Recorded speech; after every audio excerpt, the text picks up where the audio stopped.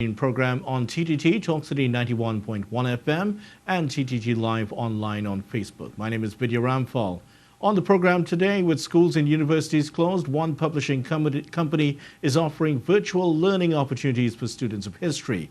And with phase 3 starting today, a business administrator tells us how they fared through the first 2 phases of government's recovery. And finally, even magicians are finding it difficult to make a living during the COVID-19 pandemic. We'll give you all of the details of that coming up. Well, as I told you, students of history who are home due to the COVID-19 pandemic can get their fix of history virtually. The Paria Publishing Company has invited those interested in the history of Trinidad and Tobago to take a stroll through 3 virtual museums on their blog, Caribbean History Archives. Here to tell us a bit more is Gerard Besson, the Chairman and founder of Paria Publishing.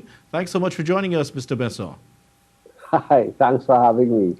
And you're joining us from Cascade. How has the COVID-19 pandemic been for you?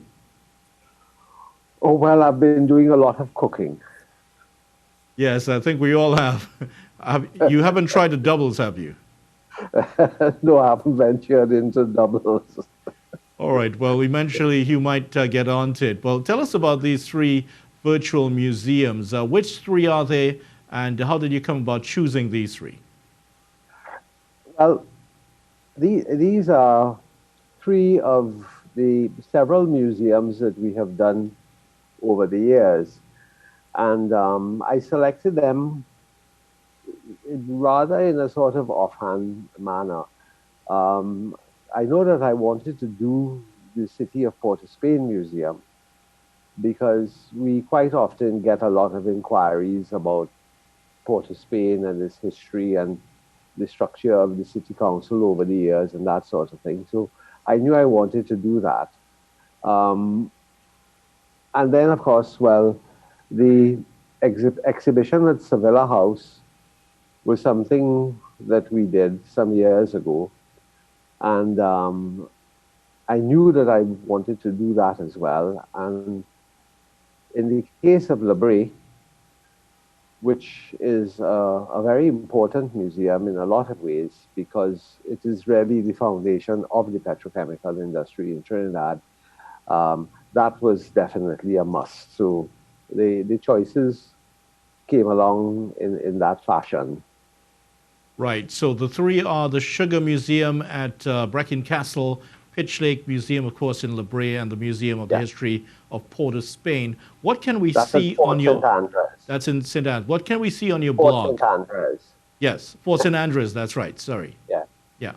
What can we see on your blog with these? Well, in the case of the Sevilla House Brecon Castle exhibit, what I decided to do there was to create an exhibition because there wasn't a lot of artifacts. There were very few artifacts around. So it took the form of a photographic exhibition in the first instance. And what came to mind in doing this was that I really wanted to commemorate the various people who worked in the sugar fields of Trinidad from long, long ago days. People associate sugar and associate the sugar estates of long ago purely with the Indians, with East Indians in Trinidad. Very few people understand that the Portuguese were brought here to work on the estates, and even before that, the Chinese. And of course, the Africans were brought here as enslaved people. So doing that particular exhibition at Sevilla House, I wanted to commemorate the name. I wanted to commemorate the people who gave their lives and gave their labor, forced, coerced, to work in this sugar economy. And that was basically the idea of it. It is really the memorial of the name. And if you look carefully at the exhibits, what you will see is, like, for example, we we do a segment of it that is called the woman in the cane. Right. Uh, a substantial amount of women worked in the cane fields. So that is one aspect of it. Another aspect of it was to show the various other people who were there. And looking carefully at the exhibits, you will see that it is crowded with names. The Portuguese exhibit is crowded with Portuguese names. The Chinese exhibit is crowded with Chinese names. Even the Amerindian exhibit, and they didn't work in the cane, but in respect to them as first people, we had to put them in as well. And you will see that that exhibit also has their names. At the entrance, the very entrance to the very beautiful Sevilla House, you will see Right. a huge poster with a zebra bull pulling a cane cart. Right. But when you look closely, you will see that it is really constructed from a word cloud of names. Names of Indian people who worked on those estates and the estates nearby and so. Right. So the Sabella House exhibit is about the commemoration of the names of all these different people who labored there in times gone by. And very interestingly, you've produced a very well rounded exhibition of it because, as you mentioned there, several of these people are not mentioned in the history, and some of the demographics also, including women and children who would have also worked on those Oh yes, estates. Yeah. oh yeah, oh yeah, oh yes, oh yes. Yes. And the other thing about doing the Sabella House um, exhibition was the extent to which, and it happened also with the city of Port of Spain Museum. Right. People from the neighboring villages, hearing what we were doing, began to show up, and they wanted to contribute.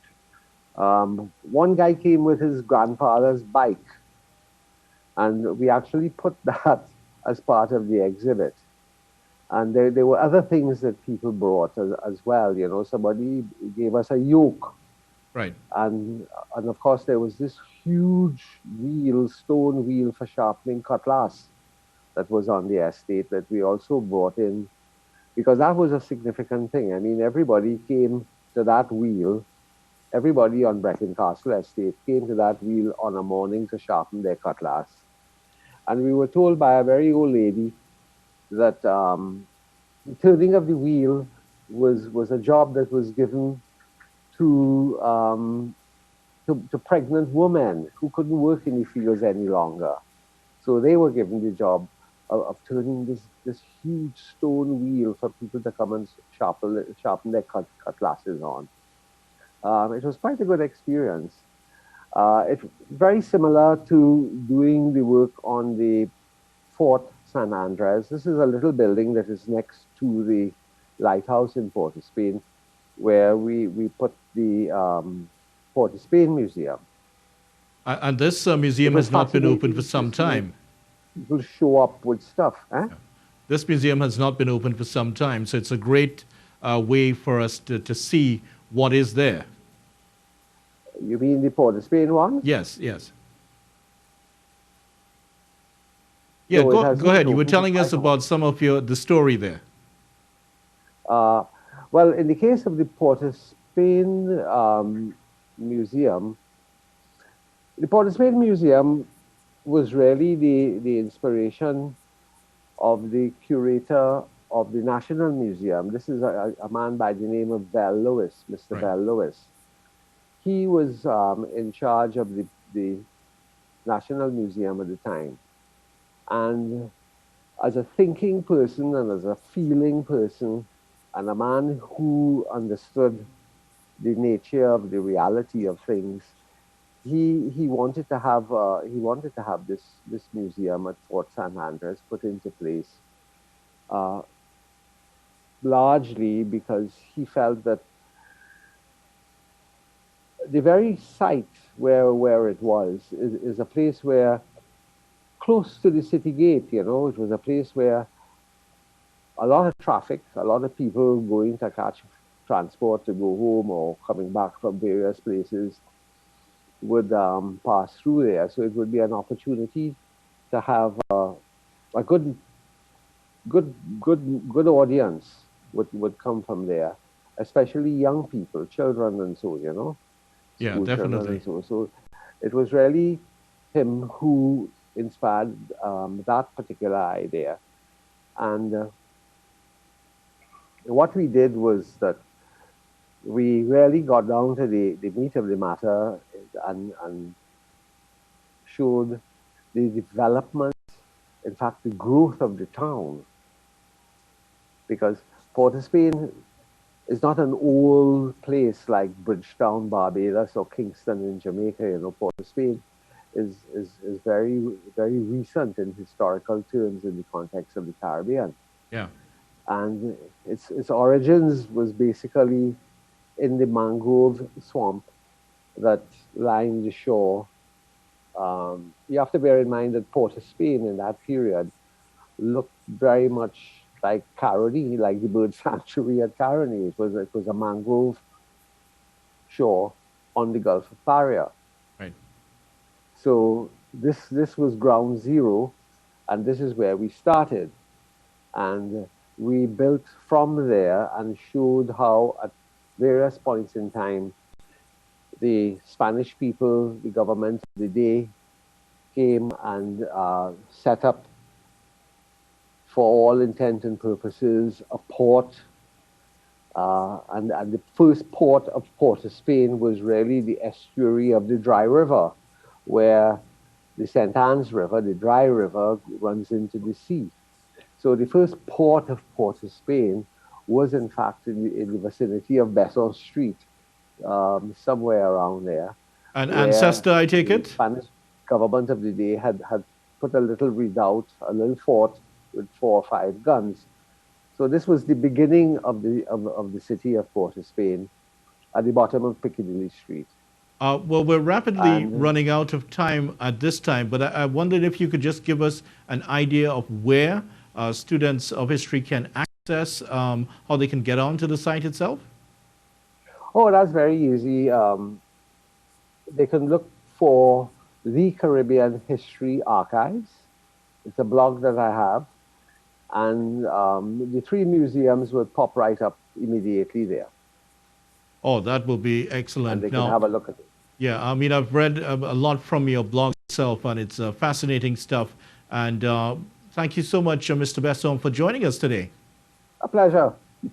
All right, certainly has been great to have you on, and don't forget you can check out that for those 3 virtual museums, the Pitch Lake, and of course the History of Port of Spain and the Sugar Museum is there.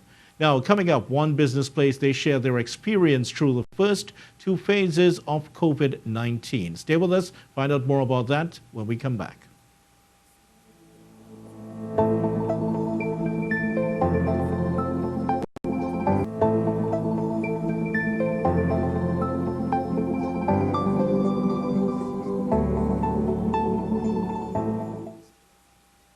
Welcome back. Phase 3 of the government's recovery plan began today. Some businesses have found it more difficult than others in keeping their businesses afloat while keeping their employees also interested. The administrator of the Millennium Lakes Golf and Country Club, Lauren Lara, talked to us today about the experience of making it through the first 2 phases. I first asked Lauren what was her thought process as administrator of the golf course when the stories of the coronavirus started to circulate earlier this year. Of course, the first thing I was worried about were my golfers, was the members of the club. How would they survive with a shutdown, a total shutdown?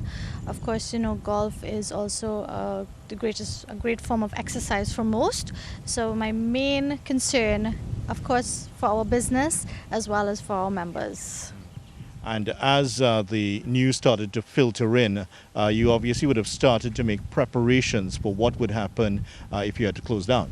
Almost definitely. I think because it was such a worldwide pandemic, we were privy to what should be done prior to even the government having to explain what we need to put in place. So we quickly moved on having our sanitizing stations upgraded, and basically changing what we knew prior to as the norm, and it was just basically everyone being able to get used to what we have to do going forward. When the news came of the shutdown itself, I mean, it was no surprise at that point. How did the members react? Um, because a lot of our members are over 60, I think they agreed with what we had to do. It was not anything that one person could help, and it was a better choice for everyone. It was safer for everyone to do what we had to do. And during those months, it must have been very difficult for the staff and for yourself as the administrator here. Yes, the golf course maintenance had to be continued. We could not leave it unattended, or else it would have been a bigger disaster for us to come back to. So we had limited maintenance being done throughout the season that we weren't here, but we knew once we get back, we got all back on track with everything that was left undone. And of course, that would have been done under the strictest of social distancing and all those other measures. Yes, we did not have a full maintenance crew. We had very limited staff just to make sure the basics were done. And once we knew that we would reopen, we would get everyone back out. And one good thing is that we are in dry season, so the rate of the grass was not growing as fast as it would have during the rainy season. So we were able to control a lot more. We had a lot more control at that point in time. So during those difficult months, I mean, how were you keeping yourself occupied? I think I tried to cook everything except doubles. But you know, I use it as a time to reflect. I think with COVID, it came at us at such a rate. I was able to reflect on a lot of things, and I came back with the intention of having a different frame of mind and moving forward and just planning ahead as to what we had to do to get the golf course back on track. And when the news started to filter in that the cases had started to slow down, the government said, well, okay, it's time for golf to go back out. The work really started there.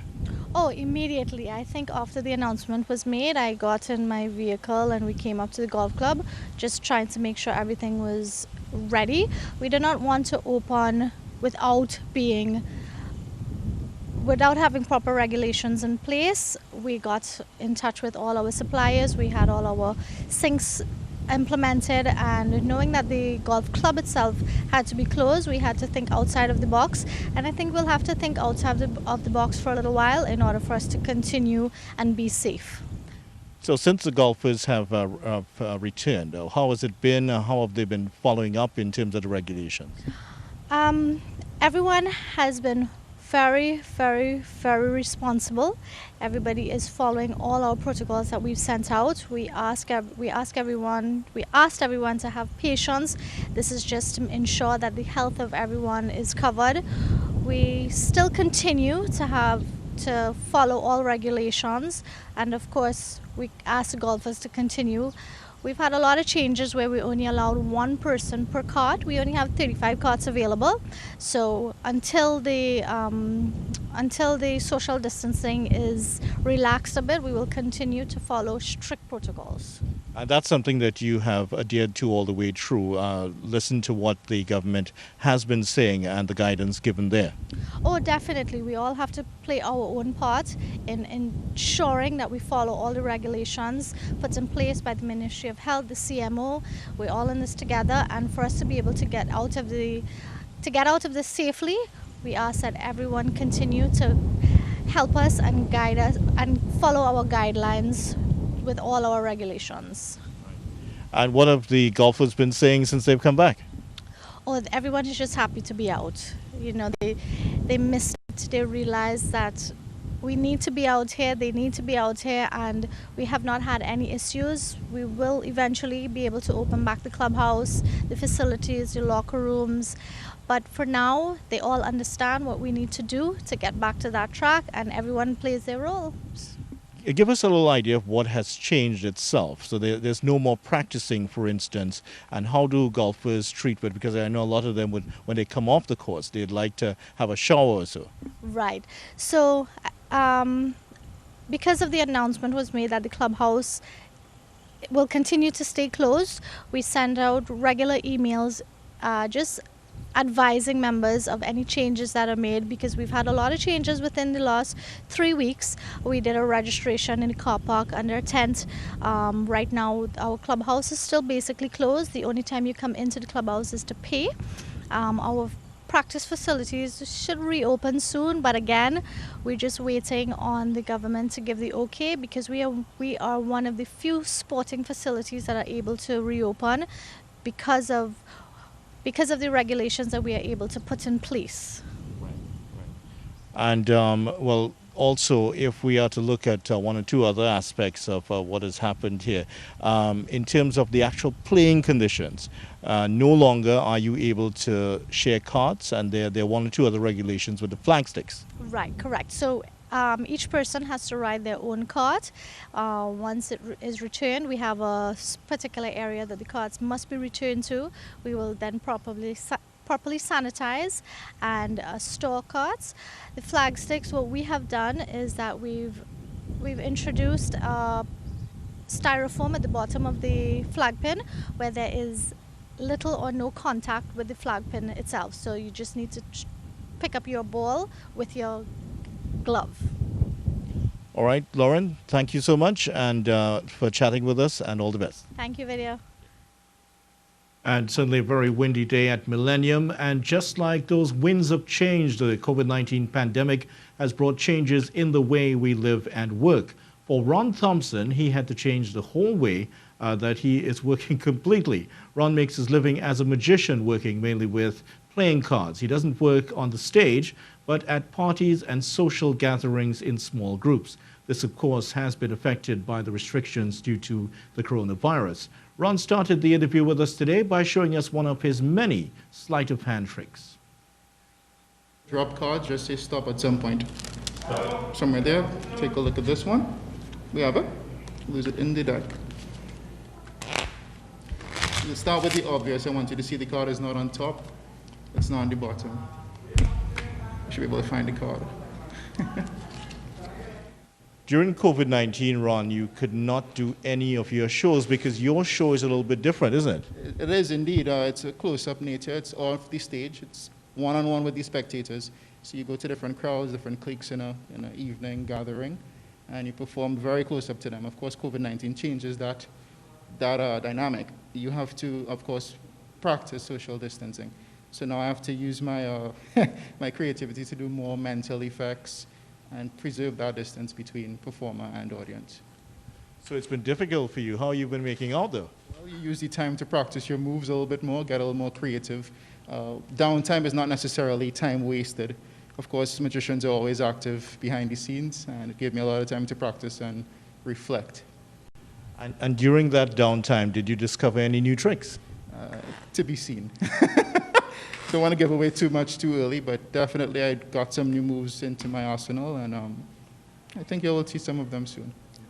How is it in terms of magicians making it out in the entertainment industry here? So as I imagine, I think they would have to treat with it. I mean, some of them it is their career.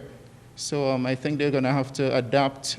This hit the world. It's a global issue, and rather than stopping what they love most, they just have to find a new way to adapt and continue rolling with the punches. And in terms of your career, how long have you been practicing magic? So since I was age 16, I've started in the art of sleight of hand and close-up magic. I'm now 32, so that's been pretty much half my life. And when the COVID-19 pandemic goes, I'm sure you'll be very relieved. Definitely, definitely. Back to get out there and blow some minds. Ron, thank you very much. Thank you very much. And we're all hoping that Ron can make the COVID-19 disappear, but he's not that sort of magician. But thanks very much to Ron Thompson, Lauren Lara, and Gerard Besson for joining us today. Thank you for staying with us on Responding to COVID-19 on TTT Talk City 91.1 FM and TTT Live online on Facebook. I'm Vidya Ramphal. Please continue to stay safe and alert, wear a mask when venturing out, practice hand hygiene, and save lives. Bye for now.